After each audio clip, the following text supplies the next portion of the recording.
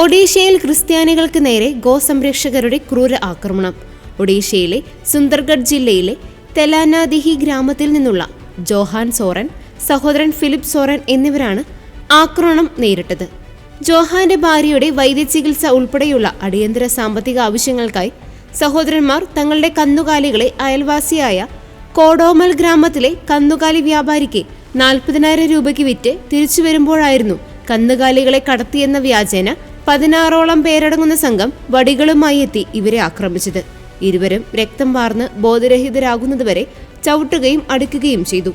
പോലീസിൽ പരാതിപ്പെട്ടെങ്കിലും FIR register ചെയ്യാൻ police വിസമ്മതിക്കുകയും പിന്നീട് പ്രശ്നം ചർച്ചയായപ്പോഴാണ് എഫ്ഐആർ രജിസ്റ്റർ ചെയ്തതെന്നും എന്നാൽ പോലീസ് പ്രതികളെ പിടികൂടിയിട്ടില്ലെന്നും അഭിഭാഷകനായ അഡ്വക്കേറ്റ് അശോക് മിഞ്ച് പറയുന്നു.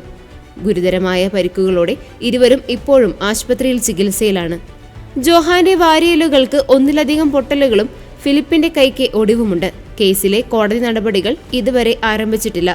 ആദിവാസികളെ ആക്രമിച്ച കുറ്റവാളികളെ വേഗത്തിൽ അറസ്റ്റ് ചെയ്തില്ലെങ്കിൽ വലിയ തോതിലുള്ള പ്രക്ഷോഭം സംഘടിപ്പിക്കുമെന്ന് ആദിവാസി നേതാക്കൾ കർശനമായ മുന്നറിയിപ്പ് നൽകിയിട്ടുണ്ട്.